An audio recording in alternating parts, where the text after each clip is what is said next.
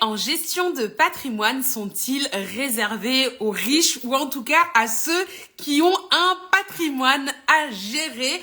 On est là aujourd'hui pour répondre à cette question avec Mathis, qui est conseiller indépendant en gestion de patrimoine et qui va nous dire si ça fait sens pour les gens qui ne sont pas encore riches d'avoir un conseiller en gestion de patrimoine. Est-ce qu'il faut d'abord attendre d'être riche avant de prendre son conseiller en gestion de patrimoine ou au contraire, il ne faut pas attendre d'être riche et c'est le conseiller en gestion de patrimoine qui nous aidera à le devenir. Coucou tout le monde, j'espère que vous allez bien, j'espère que vous avez passé une belle journée, que vous démarrez bien la semaine.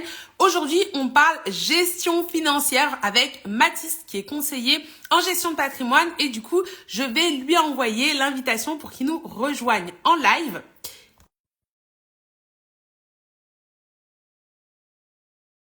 Vous allez bien, n'hésitez pas à envoyer des petits cœurs, des flammes et n'hésitez pas à dire que vous êtes dans la place. Coucou Mathis. Coucou Awa, bonjour à tous. Comment tu vas? Bah écoute, ça va très bien. Et toi depuis la dernière fois? Bah écoute, ça va, ça va très bien. Je suis ravie de t'avoir avec nous ce soir en live pour parler richesse, gestion financière et patrimoine, tout ça, tout ça. Coucou tout le monde, merci à ceux qui nous rejoignent. Ce soir, on est avec Mathis et la question qu'on se pose, c'est faut-il attendre d'être riche pour avoir un conseiller en gestion de patrimoine? Et du coup, Mathis, il est là, il est lui-même conseiller indépendant en gestion de patrimoine.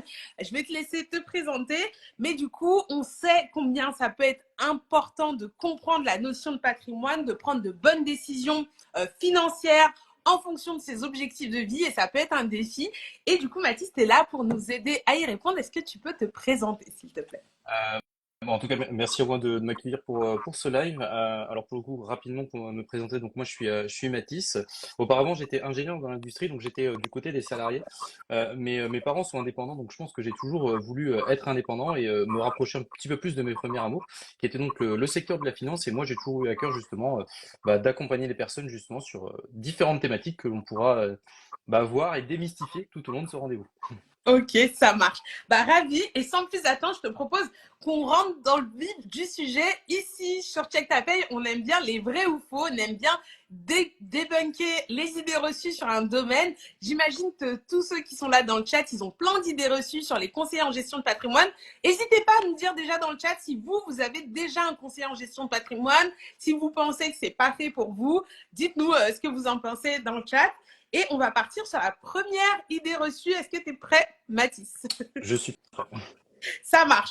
Alors, la première idée reçue, c'est de dire j'ai un super bon conseiller financier, alors j'ai pas besoin de conseiller en gestion de patrimoine. Dites-nous ce que vous en pensez dans le chat. Est-ce que vous pensez que si on a un bon conseiller financier, conseiller bancaire, on n'a pas besoin de conseiller en gestion de patrimoine? Et je vais te laisser y répondre, Mathis. Ok, tu veux que je réponde maintenant ou tu veux que j'attende un peu que les... Bah, en fait, il y a toujours un petit temps de décalage, donc je te laisse y répondre et puis on reprendra Ok. ce qu'ils en pensent. Ils sont en train de tapoter, je pense. Alors pour le coup, très bonne question. Ce que tu dis là dans le fait d'avoir un conseiller financier ou un conseiller en gestion de patrimoine, alors c'est deux métiers qui sont totalement différents. Pourquoi? Parce que le conseiller financier, lui, il répond à un statut qui a un statut bien particulier, qui est le statut de CIF, donc conseiller en gestion en investissement financier, pardon, qui lui sera très spécialisé justement dans son domaine qui est purement placement financier. Néanmoins, lorsqu'on fait appel à un gestionnaire de patrimoine qui a justement une prise de recul sur un peu toute la situation, qui va s'intéresser justement à la situation matrimoniale des personnes, au projet des personnes, à leur fiscalité. Et c'est ça qui permet justement en ayant la compétence de gestion de patrimoine, d'avoir un point de vue global sur la situation. Ok, donc c'est Christelle qui avait raison, elle nous dit faux, ce sont deux métiers différents, voire complémentaires. Donc, c'est pas parce qu'on a un bon conseiller financier, c'est vrai que des fois on les décrit aussi, c'est pas parce qu'on a un bon conseiller financier qu'on doit s'abstenir d'avoir un conseiller en gestion de patrimoine, parce que c'est deux métiers différents qui vont amener des perspectives différentes à notre situation financière, patrimoniale et même matrimoniale, tu nous disais. Donc, on va voir ça un peu plus en détail sur la suite des questions. On passe au point numéro 2, qui est, je pense, une idée qui est dans la tête de beaucoup de personnes qui dit honnêtement, le conseiller en gestion de patrimoine, ça reste quand même réservé aux riches, c'est super cher. Qu'en dites-vous dans le chat? Est-ce que vous pensez que le conseiller en gestion de patrimoine, par le prix que ça coûte, c'est mathématiquement réservé uniquement aux riches? ou est-ce que tout le monde peut avoir un conseiller en gestion de patrimoine? Donc, est-ce que cette idée reçue est fausse ou est-ce qu'elle est vraie? Et puis, je vais te laisser, Mathis, nous donner ton avis sur la question. Alors pour le coup, c'est pas du tout exclusivement réservé aux riches. Quand on parle du coup des frais, on pourra les détailler un petit peu plus tard justement dans comment ça fonctionne. Alors, les cabinets de gestion de patrimoine, il existe plein. Faut simplement se renseigner en fait sur les honoraires qu'on peut facturer, quels sont les droits d'entrée, quels sont les frais de gestion qui peuvent être afférents justement à tous les placements qu'on fait. Et au-delà de ça, en fait, étant donné les thématiques profondes qu'on vient de travailler, on en pourra en reparler tout à l'heure justement, que ce soit la transmission de patrimoine, la préparation à la retraite ou la fiscalité. Bah, je suis désolé de tous vous l'apprendre, mais en fait, qu'on le veuille ou non, on passe tous par là. Donc, ce n'est pas du tout exclusivement réservé aux riches. Ok. Et du coup, sur la question financière de dire ça coûte cher un conseiller en gestion de patrimoine, du coup, tu nous dis qu'il y a tous les prix, en fait. Est-ce que tu as des fourchettes ou quelque chose comme ça? Bah, en fait, si vous voulez, aujourd'hui, il y a des cabinets en gestion de patrimoine qui ne facturent pas d'honoraires. Donc, il n'y a pas besoin de payer, à proprement parler, un conseiller en gestion de patrimoine pour avoir accès au conseil ou au placement. C'est simplement donc une rémunération qui peut être différente, qui peut être par des frais de gestion ou des droits d'entrée. Justement, on pourra en reparler par rapport à ça. Et j'ai oublié la deuxième partie de la question. C'était, est-ce qu'il y a une fourchette, on va dire à Une peu fourchette, près bah, ça peut coûter concrètement entre 0 et jusqu'à peut-être 2 000 à 3 000 euros justement d'honoraires qui peuvent être facturés. Après, tout dépend justement du patrimoine ou du cabinet de gestion. ça marche. Donc ouais, c'est très disparate. Donc il y en a pour toutes les bourses. Donc peut-être pas s'inquiéter sur l'aspect tarifaire en Oh fonction non, pas du tout. de notre patrimoine. Ça marche. Il y a une question intéressante de vers la piste. Bah, Mophilia, n'hésite pas à nous mettre ton prénom parce que je pense que ce sera plus facile que ton pseudo. The Real Piste Mophilia. Bon, j'ai pas compris. Ok. Mais voilà, il y a Clarisse qui nous dit tout le monde peut avoir un gestionnaire de patrimoine, c'est un pourcentage slash commission sur nos gains, il me semble. Tu vas pouvoir nous Mm. préciser ça, Mathis. Et du coup, ben, on va passer à la seconde question. En tout cas, toi, tu nous dis que c'est faux pour cette idée reçue de dire que c'est réservé aux riches, parce que du coup, il y en a pour toutes les bourses et tous les prix sur le marché. Et on rejoint la question du pseudo que je n'ai pas réussi à lire, qui dit une chose est sûre, c'est pour ceux qui ont un patrimoine, et c'est notre idée reçue numéro 3. Est-ce que c'est vrai ou pas? Et l'idée reçue, c'est en tout cas, si on n'a pas de patrimoine immobilier, pas besoin de faire appel à un conseiller en gestion de patrimoine. Ça paraît assez intuitif. Qu'est-ce que vous en pensez dans le chat? Est-ce que vous pensez que si vous n'avez pas de patrimoine, vraiment, ça ne vaut pas le coup d'investir dans un conseiller en gestion de patrimoine? Dites-nous dans le chat. Et après, bah, Christelle qui pose une excellente question, mais qui dit à quel moment on parle de patrimoine en fait. Donc, bah, écoute Mathis, je te laisse la parole. Alors pour le coup, déjà il y a deux choses à différencier dans ce que tu dis. La première chose, c'est que c'est pas parce qu'on n'a pas de patrimoine immobilier qu'on n'a pas de patrimoine financier. Certains n'aiment pas du tout l'immobilier et préfèrent avoir plutôt de l'argent en banque ou sur d'autres supports. Donc bien évidemment, on travaille sur les deux thématiques. Quand on parle de patrimoine, bah, c'est un peu une notion relative, si vous voulez. Aujourd'hui, je rencontre des personnes un peu tous les jours qui ont une notion assez relative de l'argent. Je m'explique. Pour le coup, certaines personnes me disent, en ce moment, on n'a pas beaucoup d'argent, alors qu'ils ont pourtant des centaines de milliers d'euros sur leur compte, mais en ce moment, ils n'ont pas beaucoup d'argent.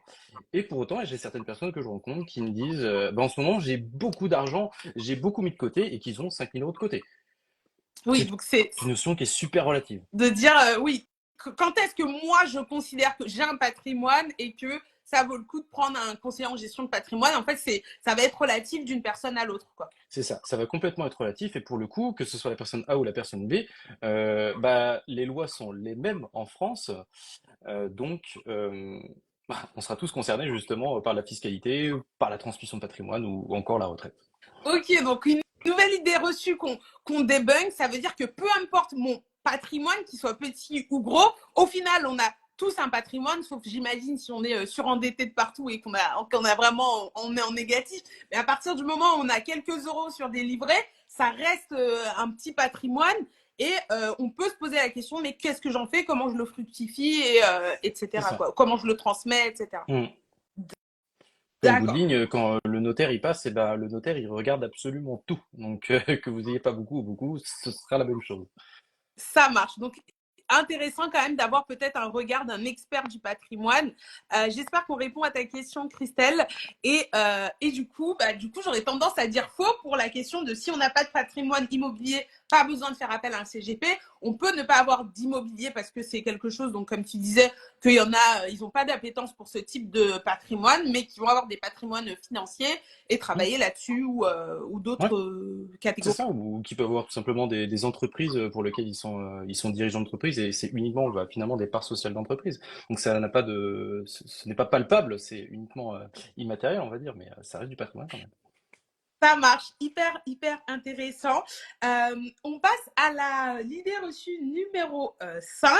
Les personnes qui donnent des conseils sur ton argent, oulala, il faut s'en méfier, gare aux arnaques, on peut perdre gros. Qu'est-ce que vous en pensez dans le chat? Parce que quand on pense conseiller en gestion de patrimoine, c'est forcément des gens qui vont vous conseiller, que ce soit sur du patrimoine immobilier, sur vos finances. On entend beaucoup, beaucoup de choses sur les gens qui nous conseillent sur nos finances. Est-ce que vous pensez qu'il faut se méfier des conseillers en gestion de patrimoine, mais de toutes les personnes plus largement qui conseillent sur l'argent? Et gare aux arnaques, on peut perdre gros. Qu'est-ce que tu peux nous donner comme avis dessus, Mathis? C'est peut-être des conseils ou des red flags à repérer chez un CGP pour ne surtout pas y aller. Ok, alors pour le coup, c'est une très bonne question qu'on pose là. Et pourquoi faut s'en méfier? Alors déjà, on a une réputation qui nous colle un peu à la peau, malheureusement. Alors c'est historique, c'est parce que auparavant, en fait, le métier de conseiller en gestion de patrimoine n'était pas du tout réglementé. Donc, qui dit pas de réglementation dit un peu, bah, on fait ce qu'on veut. Il y avait de l'arnaque, il y avait du bien, il y avait un peu de tout. Aujourd'hui, on a un métier qui est ultra réglementé par des organismes comme l'ORIAS ou encore l'ACPR qui nous contrôlent énormément sur ce qu'on fait. Ok. On est encore même beaucoup plus contrôlé que les banquiers ou encore même les assureurs, ce qui fait qu'aujourd'hui, bah, on ne peut pas du tout faire n'importe quoi. On doit toujours forcément être une plus-value dans notre conseil auprès des personnes que l'on rencontre. D'accord. Et si je peux répondre aussi à ta question par rapport au red flag, si je devais en donner un petit peu, eh bien, alors une des premières choses que l'on fait tous à peu près aujourd'hui, c'est consulter bah, les avis Google, tout simplement. Les avis qu'on peut avoir sur tel ou tel cabinet en gestion. C'est parfois utile de, si c'est renseigné, de se renseigner bah, sur les frais, quels peuvent être les honoraires, les frais de gestion, les droits d'entrée, etc. Et c'est à peu près tout, justement, les red flags qu'il faut regarder, mais le gros du truc, oui, c'est s'attacher à la réputation, justement, du cabinet. C'est ça. Donc, déjà vérifier que mon conseiller en gestion de patrimoine respecte bien une certaine réglementation. Donc, ça veut dire quoi? Ça veut dire qu'il aura une certification. Est-ce que je peux lui demander des papiers pour prouver qu'il est bien en règle par rapport à la réglementation? Comment ça se Bah, passe? pour le coup, normalement, chaque cabinet en gestion de patrimoine ou chaque conseiller en gestion de patrimoine est immatriculé à ce qu'on appelle le registre de l'ORIAS, donc qui est l'organisme de contrôle des intermédiaires en assurance. D'accord. Donc, avant de commencer à échanger sur mon argent, avant même le rendez-vous, je peux aller avec le nom ou le Le SIRET de numéro d'ORIAS, effectivement, voilà, et d'aller consulter dans le cette registre de donnée-là. l'ORIAS, vérifier qu'il est bien enregistré, immatriculé, et comme ça, bah, c'est déjà un red flag s'il y est pas, quoi. C'est ça. Ok. Et après, c'est comme un peu tout professionnel qu'on va consulter, savoir un peu quels sont les avis qu'on peut avoir autour de lui, etc. Mhm. Ça, Complètement. ça marche. Ok. Et dans le mode de gestion, donc tu as parlé des frais, etc., qui peuvent être variables. C'est peut-être pour éviter aussi les mauvaises surprises ou les incompréhensions pour quand on veut démarrer de travailler avec un conseiller en gestion de patrimoine. Excuse-moi, je perds mes mots. Donc, ça va être vraiment de se renseigner sur comment il va se rémunérer C'est sur ça. les conseils qu'il va m'apporter aujourd'hui. Voilà, exactement. Et puis, normalement, lors d'un premier rendez-vous, en tout cas, quand on prend contact avec un gestionnaire de patrimoine, il est obligé de nous annoncer justement son mode de rémunération. Concrètement, comment il se rémunère. Ok, ça marche. Bon, bah, du coup, si je récapitule sur trois potentiels red flags, c'est un, je le trouve pas sur le registre de l'ORIAS. Ça sent mauvais, je prends mes jambes à mon cou. Deux, je vois des avis Google, je fais ma petite enquête terrain, mon bouche à oreille. J'entends qu'ils ont une mauvaise réputation, vaut mieux pas y aller. Et trois, il me dit, il n'est pas très transparent sur son mode de rémunération, etc. Lors de l'entretien, vaut mieux peut-être couper court et passer à autre chose. C'est ça.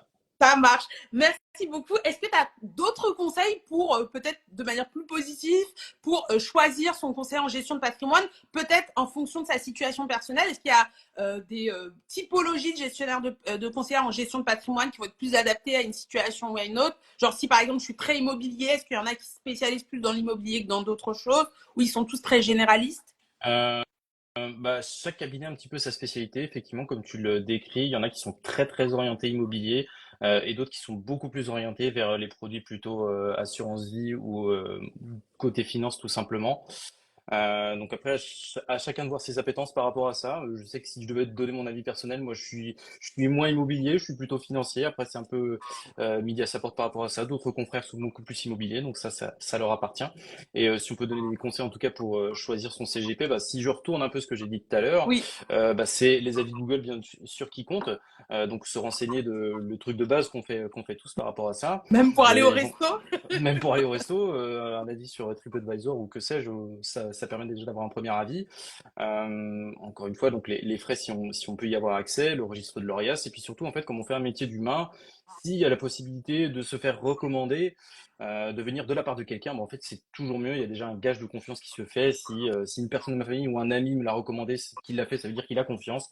C'est un gage de confiance aussi. Ok, ça marche. Donc peut-être faire le tour de son entourage, voir ceux qui ont déjà un conseiller en gestion de patrimoine, s'ils en sont satisfaits, s'ils le recommandent, ça peut être vraiment positif pour Complètement. démarrer.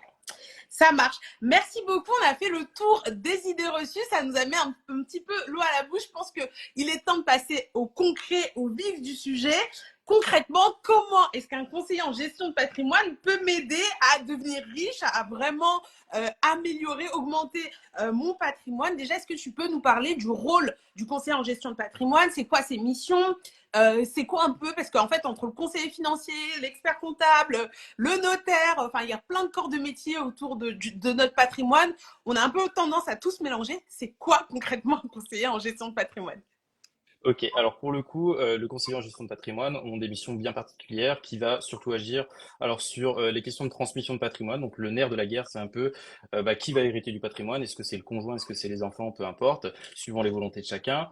Il y a beaucoup de fiscalité en France, donc il y a des frais de succession. Donc comment on peut les éviter? Ou au moins les diminuer. Il y a aussi bah, tout ce qui est protection familiale. Donc ça concerne surtout les indépendants, mais ça peut concerner aussi les salariés quand il y a une personne qui gagne plus que l'autre. Eh bien, c'est essentiellement de protéger les revenus de la personne.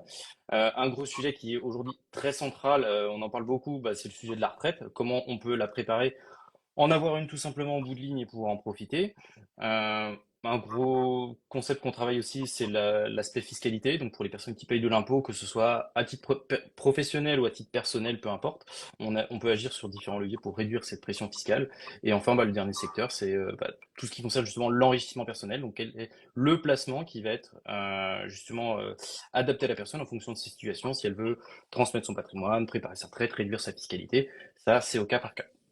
Oui, donc en fait, on voit bien que quel que soit un petit peu son profil, on peut avoir des objectifs différents. Je peux dire, bah écoute, moi j'ai un gros salaire, j'ai peut-être pas beaucoup de patrimoine. Ma priorité, c'est diminuer le montant d'impôt que j'ai aujourd'hui. On va plutôt travailler sur comment on peut optimiser les choses en matière fiscale, quels sont peut-être les investissements que je peux faire pour diminuer mes impôts, ou quelqu'un d'autre qui va peut-être pas avoir un très gros salaire, mais qui va vouloir se dire, bah écoute, j'approche de la retraite, j'ai du patrimoine, j'ai envie de faire ma succession sans que mes enfants soient ponctionnés à mort sur ce qu'ils vont recevoir, et travailler peut-être sur une autre stratégie. Bah, c'est ça, et puis bah, pour le coup, comme je rencontre des personnes qui sont un peu à tout moment de leur vie, qui soient justement jeunes actifs ou jeunes parents, ou justement en pré-retraite ou encore à la retraite, et bah, chacun a sa problématique justement qui le concerne à ce moment-là de sa vie, quoi. Et c'est vrai qu'il y a un point que tu as évoqué qui est hyper intéressant, c'est la disparité de revenus dans le couple. Et on n'a pas tendance, en fait, forcément à penser à ça. S'il arrive quelque chose, on va peut-être avoir une assurance décès pour les frais d'obsèques, etc. Mais on va pas se dire que c'est vrai que si l'autre gagnait beaucoup plus que moi, je vais avoir une vraie perte de niveau de vie et me retrouver peut-être à devoir arrêter certains modes de vie parce que tout seul, je pourrais plus le financer, ou tout seul, je pourrais plus le financer. Il y a aussi tout cet aspect qui est pris en compte dans l'accompagnement du conseiller en gestion de patrimoine. Bah, complètement, oui, effectivement. Alors, c'est surtout quand il existe un pilier financier, quelqu'un qui gagne deux, trois fois plus que l'autre, eh bien, ça peut être vite fait problématique, justement, s'il arrive quelque chose à ce pilier financier. Parce que on est tous humains, on n'est pas fait pour revenir en arrière, on est attaché à notre train de C'est vie. ça. Donc, lorsqu'il est remis en question, justement, par une chute de revenus, bah, ça devient tout de suite problématique. Ça marche. Donc, tu dirais qu'il n'y a pas d'âge pour rencontrer, enfin, il n'y a pas d'âge, en tout cas, dès qu'on est Non, adulte et qu'on est capable de prendre ses décisions pour rencontrer le CGP et mettre en place, en tout cas, une stratégie qui va, du coup, au final, évoluer au fur et à mesure de mes objectifs. Peut-être au début, je suis jeune actif, célibataire, je me marie, on va travailler sur la situation matrimoniale. Ensuite, je vais avoir des enfants, on va travailler encore et ainsi de suite, quoi. c'est ça, complètement. Ça marche.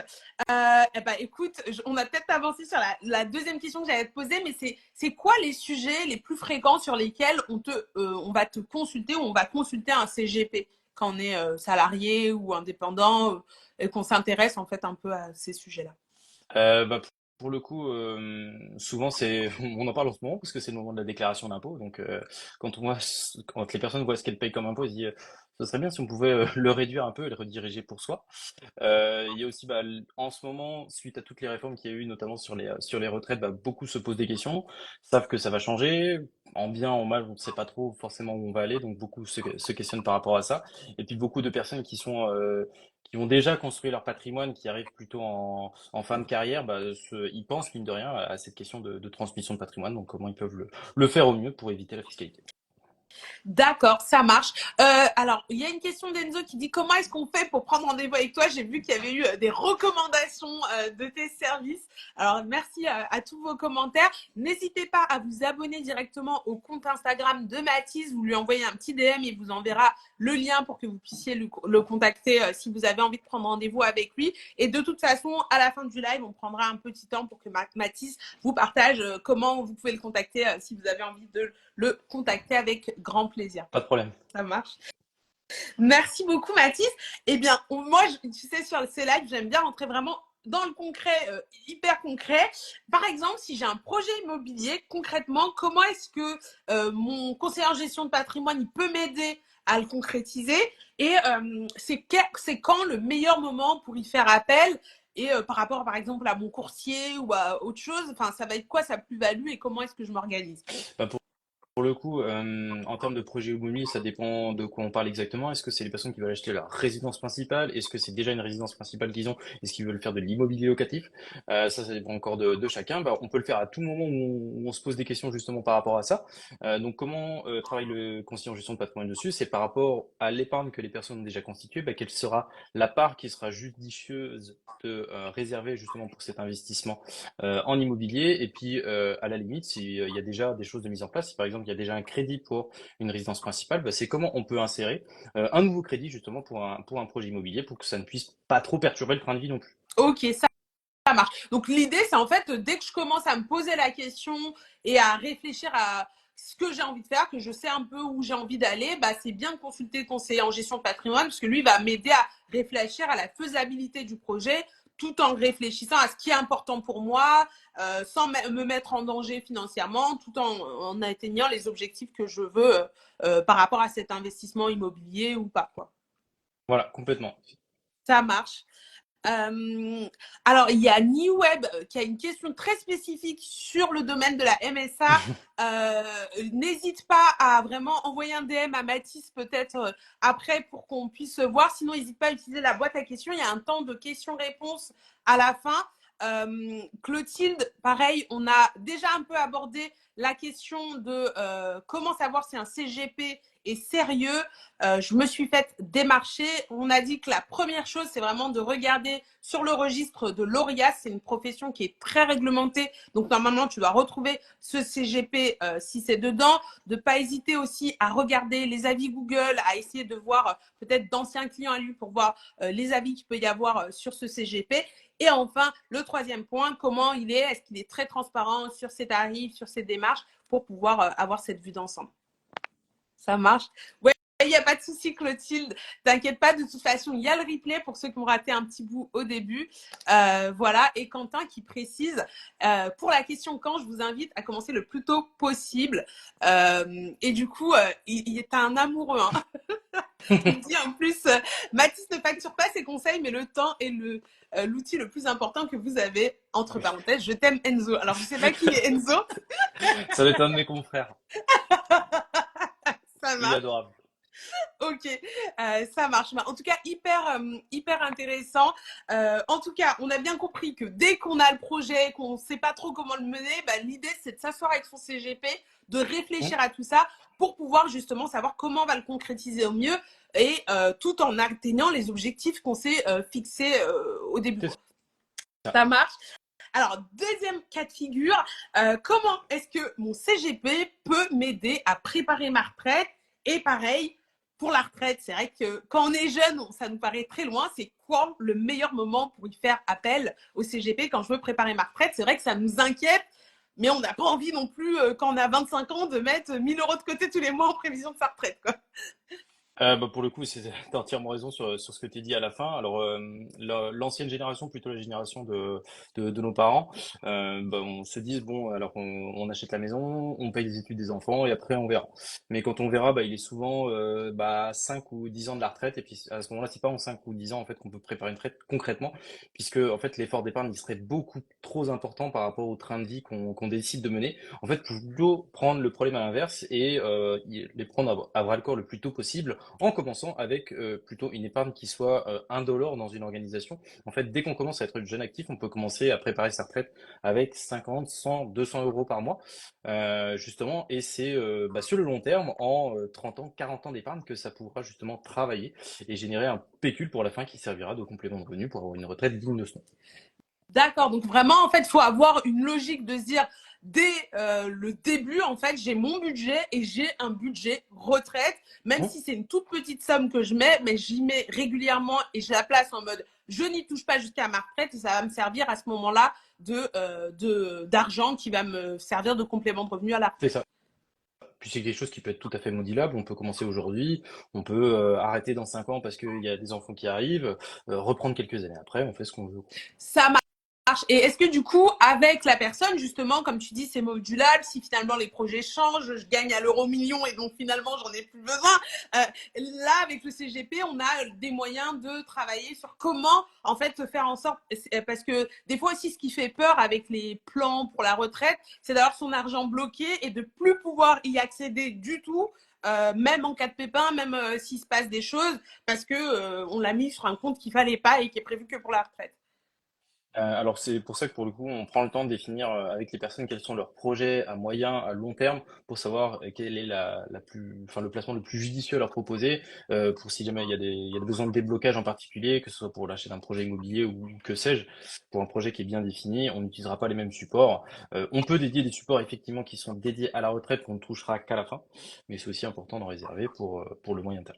D'accord. Donc l'idée, c'est aussi de travailler avec le client pour définir qu'est-ce qui est raisonnable de bloquer vraiment, on va dire, de manière très forte et d'autres un peu moins forte et de manière plus flexible. On ne sait jamais ce qui peut arriver. Quoi. C'est ça. Ça marche. Merci beaucoup, Mathis. Du coup, pour la troisième question, le troisième cas de figure qui peut-être nous intéresse le plus, comment est-ce que mon CGP peut m'aider à devenir riche si mon projet, c'est vraiment de fructifier mon patrimoine, de gagner plus d'argent. Et pareil, quand est-ce que le meilleur moment pour y faire appel et comment est-ce qu'on travaille pour atteindre cet objectif avec son CGP?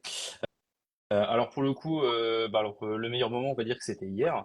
À tout, à tout moment de la vie, justement, si on a cet objectif justement de s'enrichir personnellement, qui est un objectif noble en soi, on peut l'avoir et donc se poser avec un gestionnaire de patrimoine, définir ce qu'on a besoin en termes de matelas de sécurité pour vivre, pour dormir sur ses deux oreilles, sur lesquelles on ne touchera pas. C'est de l'argent qui sera dédié justement pour la vie quotidienne et bah, quelle sera l'épargne, qu'elle soit mensuelle ou l'épargne qu'on a déjà pu constituer à mettre sur des supports judicieux, suivant l'horizon de temps qu'on a, pour pouvoir s'enrichir personnellement. Alors, Quentin, il n'est pas content, il dit qu'il attend une réponse précise sur une durée d'1 an, pardon, pour devenir riche. On te challenge un petit peu, Mathis. Alors pour le coup, sur une durée d'un an, je ne connais pas de solution miracle. Je suis désolé, j'ai pas mon chapeau de magicien ce soir, donc je pourrais pas apporter de réponse pour ça. Ça Euh, marche. c'est- l'enrichissement se fait toujours sur du long terme de toute évidence. Le plus, entre guillemets, court terme qu'on peut trouver, c'est en 4 5 ans, on peut effectivement réussir à doubler ou tripler son patrimoine si on a perdu sur les bons supports. Ça marche. Et puis de toute façon, on dit souvent que plus on veut gagner beaucoup, plus il faut prendre de risques. Et c'est vrai que là, tu Aussi, avais cette approche aussi quand on est salarié, quand on a une famille, quand on a une certaine situation, d'avoir quand même cette notion où on sécurise le minimum qu'on va peut-être définir avec le conseiller en gestion de patrimoine et voir ce qu'on est prêt à risquer pour avoir un gain un peu plus important derrière. bah, c'est ça en fait. La notion de risque et de blocage d'argent entre guillemets, c'est propre à chacun. Ça dépend de chaque situation. Certains sont sont prêts à bloquer une certaine somme d'argent parce qu'ils savent qu'ils n'en ont pas besoin dans les 5 10 ans à venir. D'autres préfèrent le faire sous forme d'épargne mensuelle puisqu'ils sont plus rassurés par rapport à ça. C'est un peu au cas par cas. Alors, tu as une question de My Own Small World, peut-être, qui nous dit comment va-t-il nous faire devenir riche si lui-même ne l'est pas. Et c'est vrai que les CGP, vous conseillez des personnes qui peuvent avoir des patrimoines bien plus importants que vous. Euh, Qu'est-ce que tu peux répondre à My Own Small World? Alors, alors déjà, l'habit fait pas le moine. Sans, sans C'est vrai qu'on dire ne jamais sait non. pas si t'es riche ou On ne pas. sait pas. On tombe sur des personnes des fois qui, d'extérieur, quand on arrive devant la maison, on se dit oula, je sais pas s'il y aura quelque chose à faire ici. Et au final, on se rend compte qu'il y en a partout, à droite, à gauche, et on sait pas à quoi ça sert. Donc finalement, faut tout Et puis centraliser. l'inverse, Donc c'est vrai, hein, il y en a qui ont des très belles voitures, des très belles maisons et tout est à crédit aussi, et, quoi. et ben voilà, exactement. Donc il y a ces deux aspects-là. Et pour le coup, la plus belle preuve que je peux donner, bah, c'est tout simplement la preuve sociale de par les personnes que j'ai déjà accompagnées. Oui, c'est vrai. Les personnes que tu accompagnes, les résultats qu'ils obtiennent, et puis aussi, et il dit ce n'est pas un jugement sur notre capacité du jour. Et effectivement, l'idée, c'est vraiment de dire on peut avoir une expertise pointue dans un domaine en particulier. Dans l'occurrence, toi, c'est les finances. Et a priori, si des personnes qui ont beaucoup plus d'argent que toi te font confiance pour les conseiller sur le sujet et que ça permet de fructifier, bah, c'est certainement qu'il y a une expertise derrière. Voilà. Ça marche.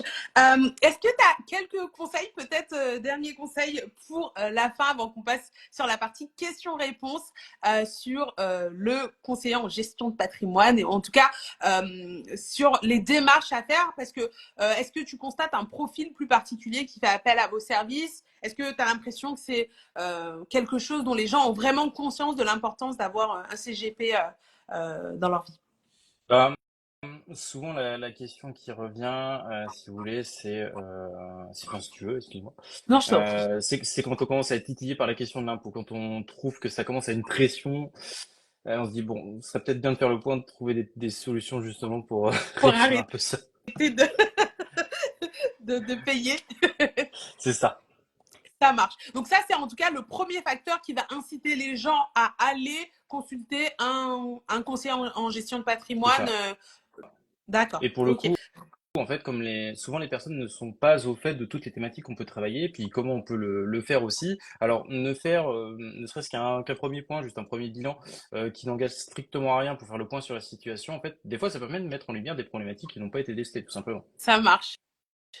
Alors, il y a des gens qui veulent court-circuiter. Christelle qui dit ne serait-ce pas plus rapide de nous mettre en relation avec des personnes qui se sont enrichies grâce au conseil de Mathis? Je dis ça, je dis rien. Bon, c'est une blague, je crois. Mais Eh ben, c'est libre à vous. mais alors ça, moi j'aime bien dire faites attention parce que moi pareil, je donne des conseils en négociation salariale, etc. Il y a des personnes qui savent très bien négocier leur salaire dans leur propre situation, mais qui ne savent absolument pas conseiller d'autres personnes. Et le principe de l'expert, c'est qu'il sait s'adapter à différentes situations. Donc Bah, chaque c'est situation, ça, parce que j'imagine, est unique. notre métier est complètement amicado. Si vous voulez, ce qui pourrait marcher pour toi ne marchera pas pour d'autres personnes. Parce que ta situation est assez unique, tu as une situation matrimoniale qui est unique. Voilà, tout le monde n'a pas ta situation, on va dire. Et tes objectifs aussi. Et Avec j'imagine des que c'est objectifs pour et tes ça que projets. la profession qui initialement n'était pas réglementée parce qu'un tel s'est bien débrouillé et donné des conseils à machin est devenue très réglementée parce que ça marche pas très bien et ça C'est fait des ça. dégâts, quoi. Ça marche. Ok. Comment est-ce qu'on peut te contacter, Mathis, si justement on veut faire appel à tes services? Comment ça se passe demain, par exemple? Alors pour le coup, bah, j'ai mon compte Instagram justement sur lequel je me suis connecté. Je vais aussi te mettre à disposition justement mon numéro de téléphone et une adresse mail. on va dire les canaux classiques que l'on peut utiliser pour entrer en contact. Ça marche. Tu as parlé d'un premier bilan aussi que tu proposes. C'est Mhm. ça. Et du coup, l'idée de ce premier bilan, c'est quoi? En fait, moi, comment j'ai l'habitude de fonctionner, déjà lors du premier rendez-vous, je ne vends jamais rien parce que c'est pas du tout ma manière de travailler. Et c'est d'ailleurs un red flag que, que vous pouvez rajouter, c'est si dès le premier rendez-vous il veut vous vendre quelque chose, c'est qu'il n'a pas compris justement la situation. Moi, je préfère me poser avec les personnes, échanger un peu avec eux sur comment idéalement ils voient les choses, sur leur situation, ce qu'elles veulent, mais surtout ce qu'elles ne veulent pas. Et pour discuter avec elles de leur projet et discuter bah, déjà de leur organisation, déjà comment elles sont organisées. Et puis s'il y a du conseil à leur apporter, je saurai leur dire si c'est le moment ou non. Et si c'est le moment, on se revoit lors d'un second rendez-vous pour échanger justement sur quelle est la stratégie à adopter pour que la situation actuelle devienne la situation idéale. Ça marche. Donc, idéalement, bah, si vous voulez, envoyer un petit message à Mathis pour un premier bilan. On va prendre les questions-réponses. On a Luna qui nous demande comment reconnaître un bon CGP. Bah, déjà, Mathis, il te dit, s'il essaye de te vendre directement quelque chose au premier rendez-vous, c'est peut-être pas top, quoi. Voilà. Ça marche. Et on a aussi abordé la question dès le début du live. N'hésitez pas à regarder le replay pour ceux qui le manquaient. Je prends les questions. Bah, y a du coup Ficret qui demande est-ce que le premier rendez-vous avec un CGP est gratuit? Alors toi, c'est le cas. Est-ce que c'est toujours le cas ou pas forcément? Pas forcément, justement, faut se renseigner à l'avance justement sur les conditions tarifaires que peuvent appliquer les différents cabinets en gestion de patrimoine, mais en principe, j'ai envie de dire, dans la grande majorité des cas, les premiers rendez-vous sont gratuits. D'accord. Ça, du coup, pas hésiter peut-être aussi à avoir un comparatif, voir le feeling qu'on peut avoir entre différents CGP, parce que j'imagine qu'il faut avoir quand même un certain lien de confiance pour s'ouvrir un peu sur ses projets de vie, ses rêves, ce qu'on a envie de faire, comment on gère notre argent, etc. Parce que si on n'est pas très transparent avec son CGP, j'imagine que les stratégies ne marchent pas pareil, quoi. Bah complètement, c'est un des facteurs très importants justement que vous pouvez rajouter aussi, c'est tout simplement le feeling que vous avez avec la personne. Si dès les premiers instants vous sentez quelque chose qui va pas, si sur la première impression ça vous va pas, franchement ne vous forcez pas. Mais si le feeling est très bien, que vous pouvez, vous sentez que vous pouvez discuter de tout, de rien, en fait, nous un peu notre philosophie, c'est un peu devenir comme les anciens conseillers bancaires étaient, si vous voulez, parce qu'ils connaissaient bah, le prénom de monsieur, de madame, des enfants, du chien, du chat, de tout le monde, ils connaissaient la vie de tout le monde. Et c'est un peu vers ça justement qu'on tend aujourd'hui. Ça marche, ça marche. C'est vrai que maintenant, enfin, quand on a encore un conseiller, c'est plus trop ça, C'est quoi. ça. Et je pense qu'il a tellement de personnes à gérer que c'est plus ça.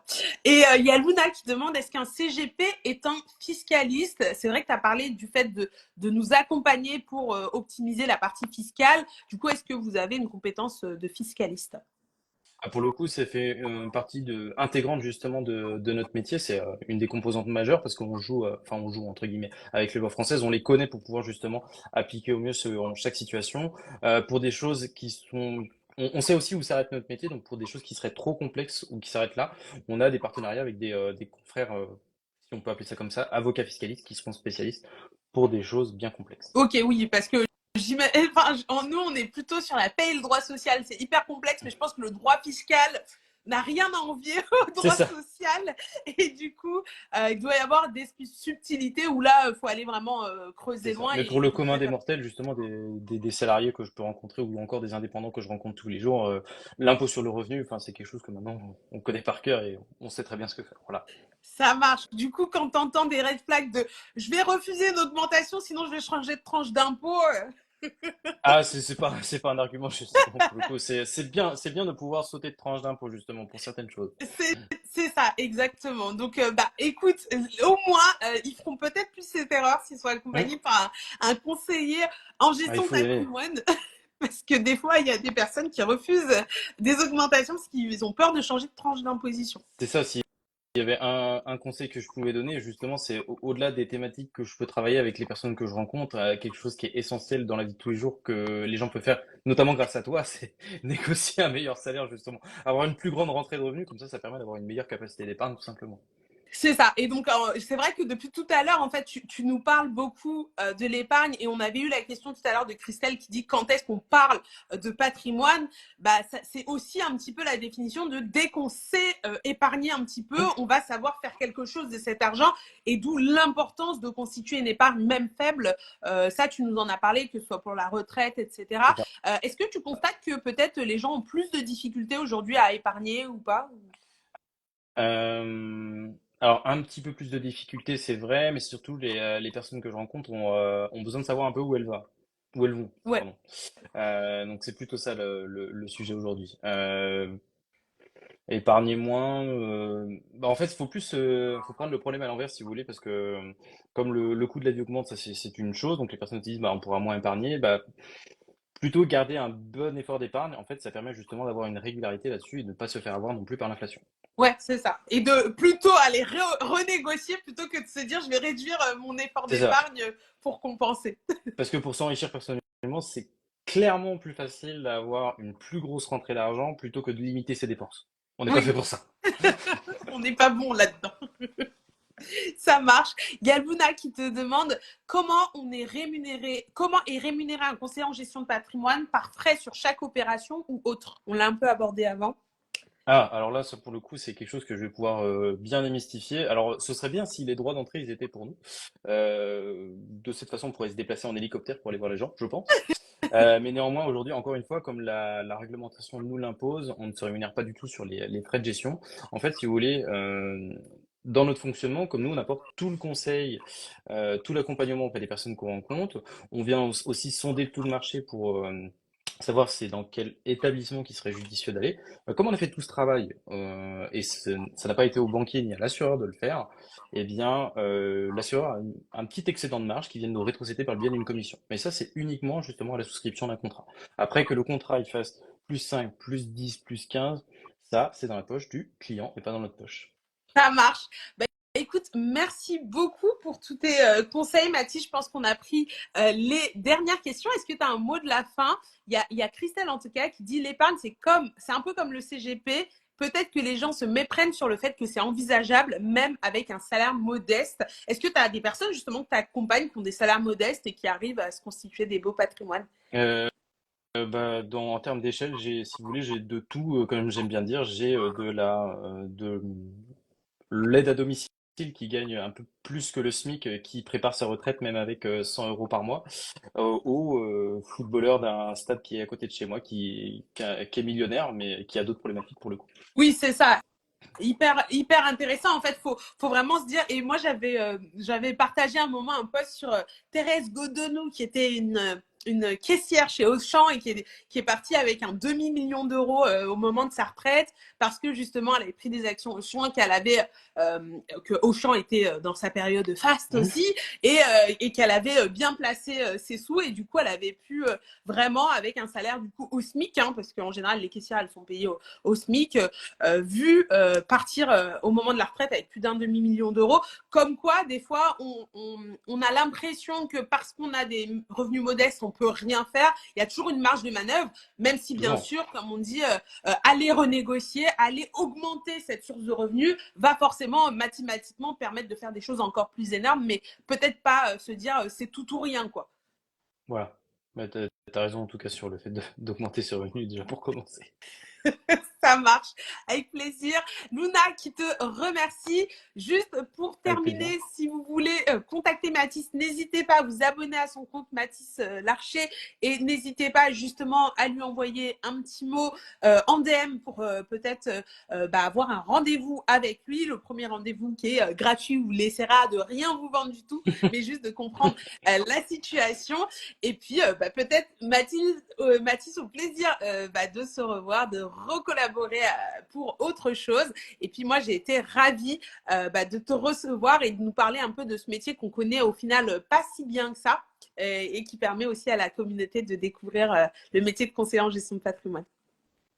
Eh ben écoute, merci à toi justement de ton invitation, Awa. Au plaisir justement de rééchanger avec toi, que ce soit en privé ou encore en live comme on le fait aujourd'hui. C'était un plaisir justement d'apporter à ta communauté pour essayer de démystifier un peu tout ça. J'espère en tout cas avoir rempli ma mission. Si ce n'est pas fait, bah on recommencera pour pouvoir démystifier tout ça. Et puis si j'avais un mot à dire justement, bah écoutez, les différentes thématiques qu'on peut travailler, qu'on le veuille ou non, on est tous concernés par ça. Donc autant prendre le problème à bras le corps dès aujourd'hui. Et une des premières étapes, c'est notamment de négocier son salaire à la hausse. Ça Voilà. marche. Merci beaucoup. Et puis, vous savez où trouver mes formations si vous avez besoin d'un tips ou On Voilà. fait un coaching. Donc n'hésitez pas, je vous souhaite une très belle soirée à tous et à toutes. Il y a New Web, tout le monde qui dit super, je sais pas si tu vois les flammes, mais il Je y a vois eu un petit plein de peu. flammes. Donc encore merci Ouais, pour ton expertise, Mathis. pas de problème. Et puis, bah, écoutez, bah, passez une bonne soirée. Puis, bah, à bientôt. À bientôt, ciao ciao. Ciao.